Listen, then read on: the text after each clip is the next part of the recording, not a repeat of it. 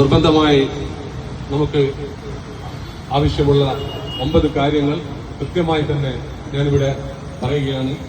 60 കഴിഞ്ഞ പ്രവാസികൾക്ക് പെൻഷൻ അനുവദിക്കുക.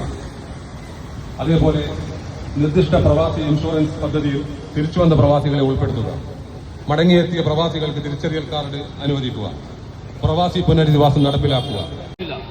എന്നാൽ ഈ കാലഘട്ടങ്ങളിലൊക്കെ തന്നെ കാലാകാലഘട്ടങ്ങളിൽ വരുന്ന ഗവൺമെന്റ് വളരെ തുച്ഛമായ രീതിയിലുള്ള ചില അവകാശങ്ങൾക്ക് ഞങ്ങൾക്ക് വേണ്ടി നൽകിയിട്ടുണ്ടായി.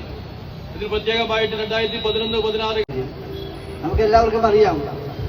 ഇത്രയേറെ കാലം അവിടുത്തെ ഒരു ജോലിയുടെ സ്വഭാവം എന്ന് പറയുന്ന സമയത്ത് അത് നമ്മൾ കാണേണ്ടതാണ്. ഞാൻ തൊഴിലാളി പ്രവർത്തനമായിട്ട് ഒരു 10-25 കൊല്ലം വർക്ക് ചെയ്ത ആളാണ്. തൊഴിലാളി നേതാവായിട്ട് മാത്രമല്ല, തൊഴിലാളിയായിട്ട് വർക്ക് ചെയ്ത ആളാണ്. അവർ കമ്പനി ഷിഫ്റ്റിൽ ജോലി ചെയ്ത ഒരു സാധാരണ തൊഴിലാളിയാണ്. നമ്മളെ ഒരു സ്ഥിതിയും അവിടെയുള്ള ആളുകളുടെ സ്ഥിതി എടുത്ത് പരിശോധിച്ചാൽ അവിടെ യഥാർത്ഥത്തിൽ വളരെ വളരെ കഷ്ടപ്പെട്ടു. ഈ പറയുന്ന ഒരുവിധ സൗകര്യങ്ങളുമില്ലാതെ വിപരീത സാഹചര്യത്തിൽ ജോലി ചെയ്തവരാണ് ആ തൊഴിലാളികൾ.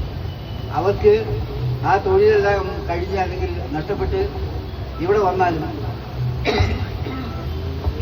അവരെ പുനരധിവസിപ്പിക്കേണ്ട ദൗത്യം സംസ്ഥാനത്തിൻ്റെതാണ്. അക്കാര്യമാണ് അവർ പ്രധാനമായിട്ടും ഉന്നയിച്ചത്.